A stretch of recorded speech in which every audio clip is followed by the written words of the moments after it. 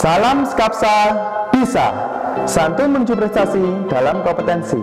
Baiklah pelajar Skapsa, pada video tutorial kali ini saya akan memaparkan mengenai pengukuran listrik. Nah, tolong diperhatikan dan silahkan simak video berikut ini. Baiklah pelajar Skapsa, sebelum melakukan praktikum jangan lupa perhatikan K3 listrik ya. Jangan lupa harus menggunakan helm ya. Gunakan helm agar kepala terlindungi, gunakan sarung tangan agar tangan terlindungi, dan jangan lupa gunakan rompi, harus rapi. Serta yang tidak kalah pentingnya adalah gunakan sepatu safety ya. Semoga praktek kali ini bisa aman dan bermanfaat.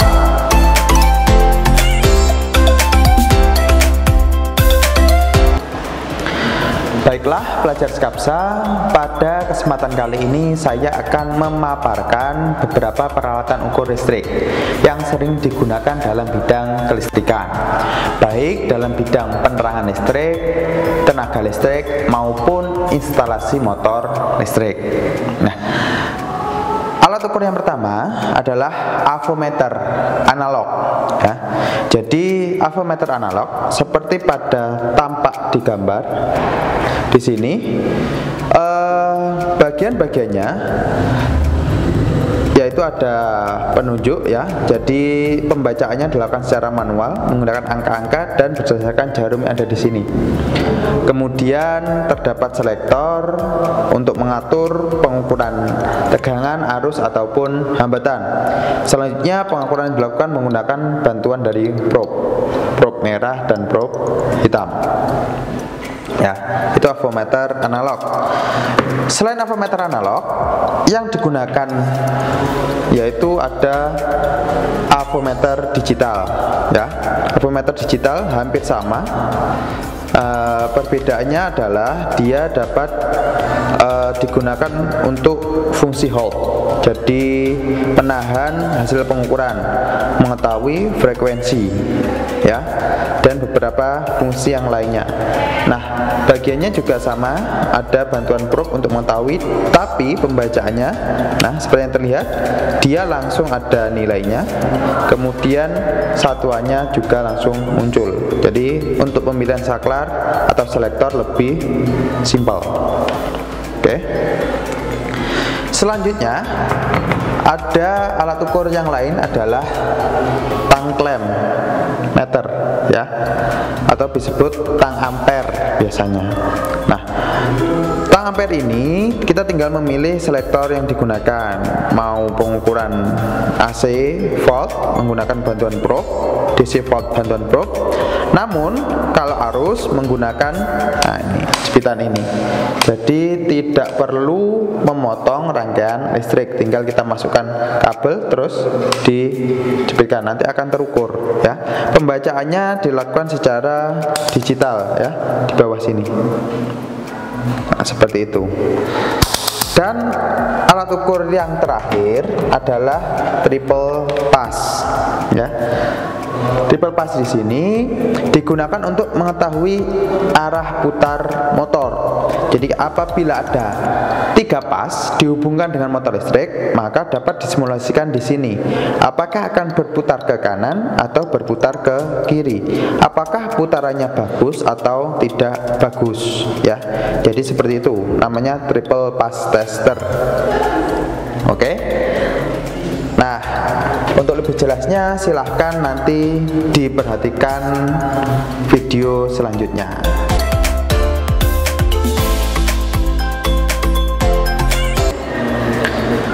Baiklah pelajar Skapsa, untuk alat ukur yang pertama kita bahas adalah multimeter atau biasa disebut dengan avometer. yang artinya peralatan ukur ini dapat digunakan untuk mengetahui nilai besaran dari ampere, yaitu arus, ya. Jadi besarnya antara 100 mikroampere sampai dengan 250 miliampere. Kemudian volt atau tegangan.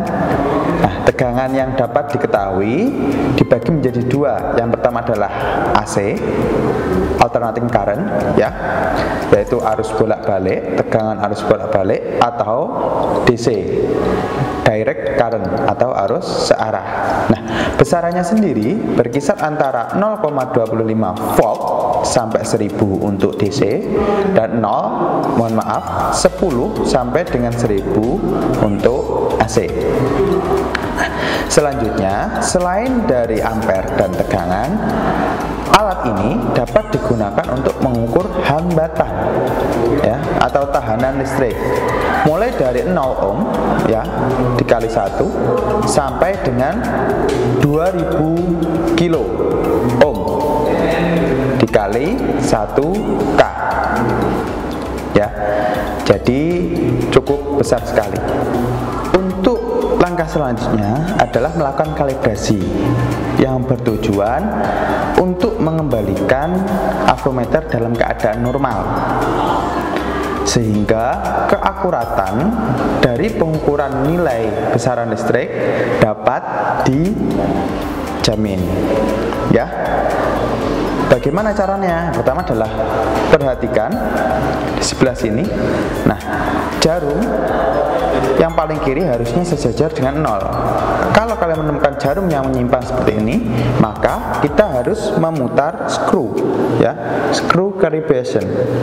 Kita putar sampai ke 0. Nah, seperti ini, ya.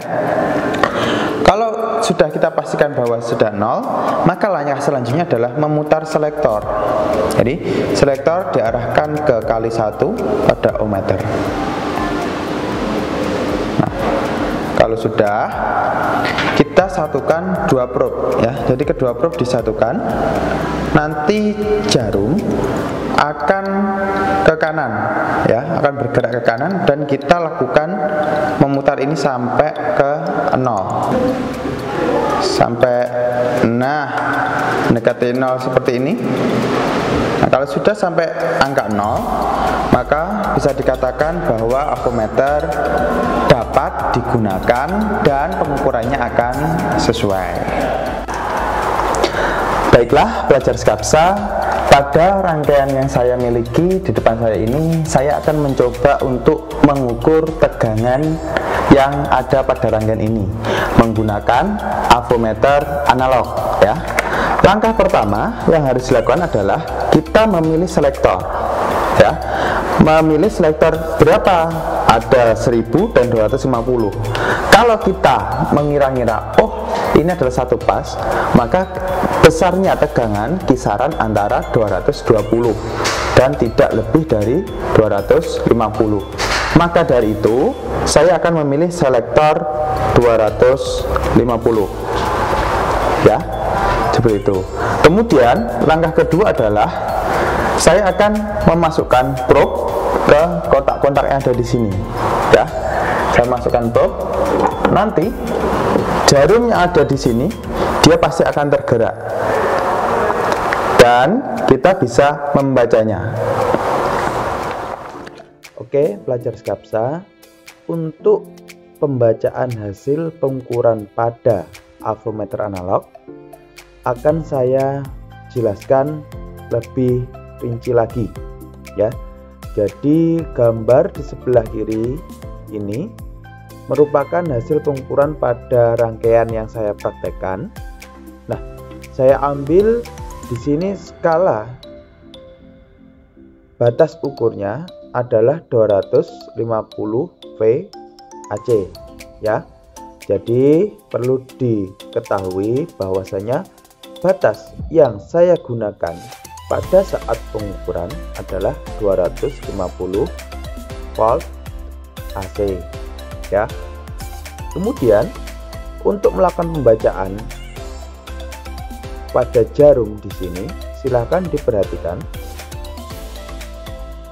Nah, ini saya perbesar agar kita lebih jelas dalam melakukan pembacaan.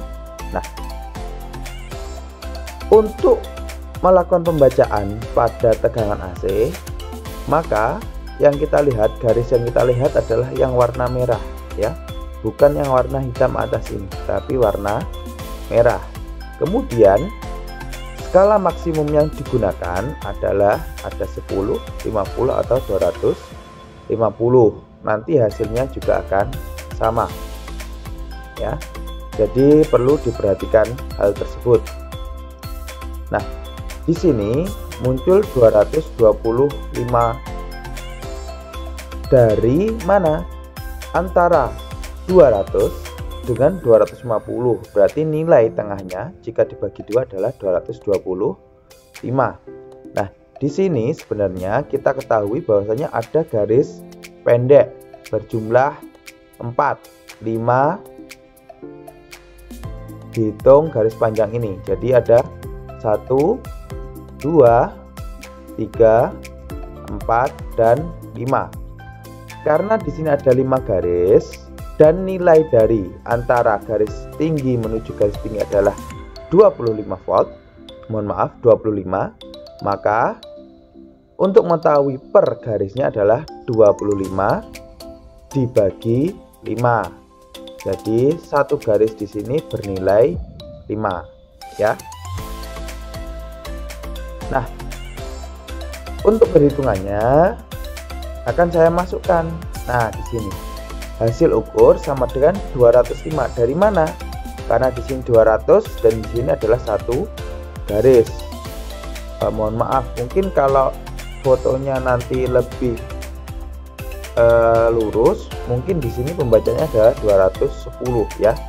Nah, di sini kekurangan dari avometer analog adalah terkadang pembacaannya kurang akurat apabila avometer tersebut tidak ada kaca di belakangnya ya, karena ketika kita melakukan pembacaan dari sudut yang sedikit miring, maka hasilnya juga kurang bagus, kurang akurat. Namun yang kita bahas ini adalah pembacaannya. Jadi 205 dari hasil jarum tunjuknya, kemudian 250 adalah hasil dari skala maksimal yang saya gunakan di sini ya, dikali dengan batas ukur yaitu 250. Nah, kalau kita menggunakan pengukuran yang lain, menggunakan angka yang tengah ini, nah karena di sini adalah antara 40 dan 50, di sini adalah 45, maka satu garisnya di sini adalah 5. Antara garis di sini 40, di sini 45, maka kalau dikurangnya adalah 5 dibagi 5, maka satu garisnya nilainya 1. Sehingga apabila kita hitung, maka 41 dibagi 50. Kenapa? Karena hasil, mohon maaf, skala maksimumnya ya, dikalikan batas ukur yang menggunakan selektor tadi tetap 250, maka hasilnya akan sama ya. Kemudian, nah apabila kita menggunakan skala, mohon maaf, menggunakan skala maksimumnya adalah 10 ya, maka di sini adalah 8,2 dibagi 10 dikali 250, maka hasilnya juga akan sama. Nah, itulah cara pengukuran tegangan menggunakan avometer analog. Tolong diperhatikan lagi agar ketika praktek nanti dapat dilakukan dengan maksimal. Baiklah pelajar Skapsa, untuk rangkaian di depan saya ini saya akan melakukan pengukuran listrik menggunakan avometer digital ya, tampak seperti gambar ini. Nah, pengukuran listrik memerlukan bantuan probe. Nah, probe ini nanti akan saya masukkan ke kotak kontak. Namun sebelum itu perlu kalian ketahui juga bahwasanya dalam melakukan pengukuran listrik menggunakan avometer digital harus mengetahui dari masing-masing tombol di depan ini ya. Yang pertama ada tombol select ya, kemudian ada ring, jika rel, hold, and has, ya. Saya akan menjabarkan beberapa. Yang pertama adalah selektor dulu, ya. Kalau tidak dipakai harus pada kondisi off agar baterai dari avometer dapat awet.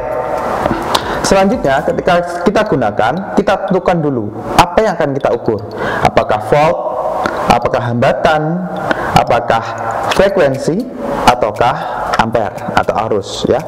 Kalau kita menggunakan volt, nah di sini nanti ada logo, ada yang garis terus strip di bawahnya, ada juga yang bentuk gelombang. Kalau garis kemudian ada strip di bawahnya digunakan untuk mengukur tegangan DC. Tapi kalau ada bentuk gelombang digunakan untuk tegangan AC, ya, jangan lupa.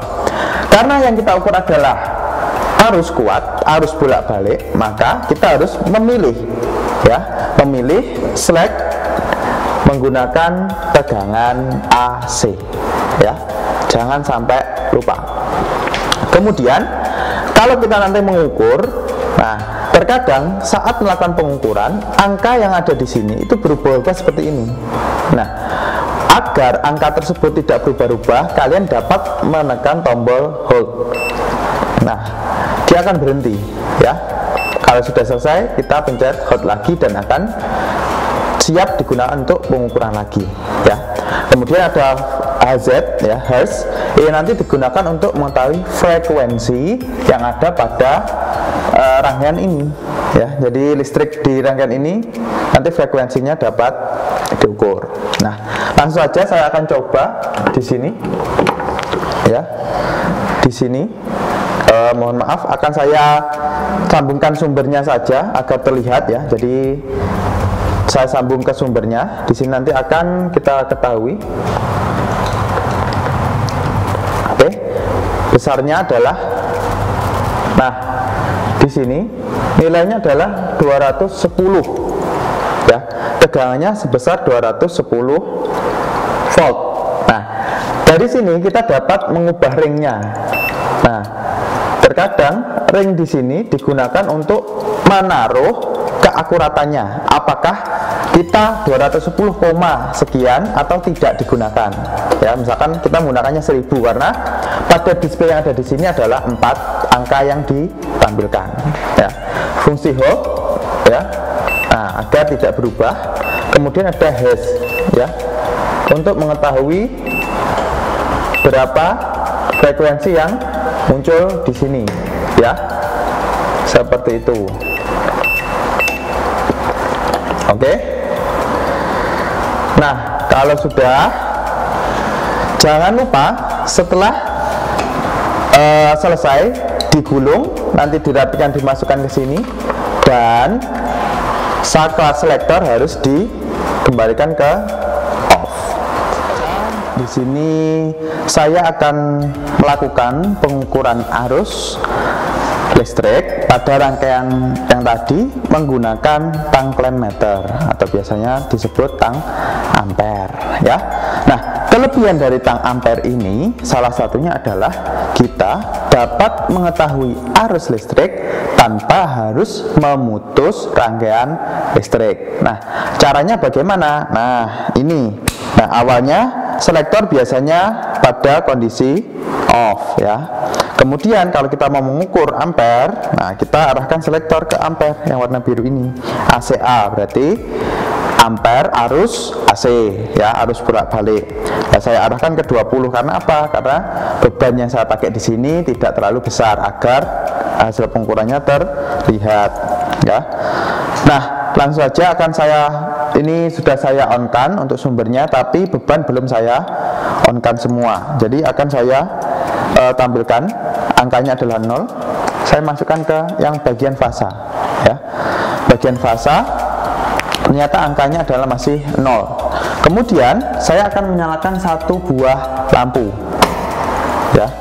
Maka apa yang terjadi? Nah, di sini besarnya, ya, besarnya arus yang terukur adalah 0,04 ampere. Saya akan menambahkan satu lampu lagi, ya. Nah, dan di sini ternyata arus yang terukur adalah 0,3 12 ya. Kemudian saya tambahkan satu lampu lagi. Nah, ya.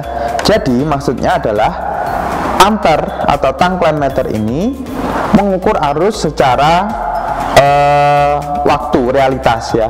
Apabila beban ditambahkan maka juga masuk. Nah, sekarang saya dibantu murid saya akan menambahkan bor, tapi belum dinyalakan, hanya ditancapkan pada kotak kontak. Tolong Mas. Ya. Nah, besarnya arus ya, arus pada rangkaian ini masih 0,18. Sekarang coba bor akan dinyalakan ya. Silakan Mas.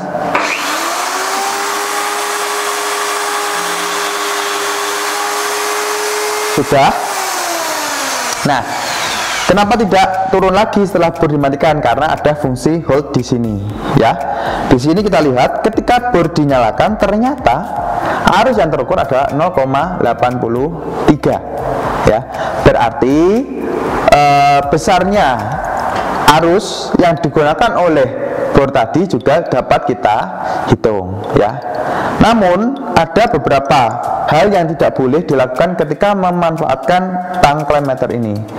Antara lain adalah jangan sampai, nah, kalau kita kabel netral dan fasanya dimasukkan di sini semua, maka yang terjadi adalah tidak akan ada arus yang terukur. Jadi yang boleh dimasukkan hanya fasanya saja ya. Oke. Nah, kalau sudah tahu seperti itu, selanjutnya akan saya tambahkan beberapa fungsi dari tang klem meter.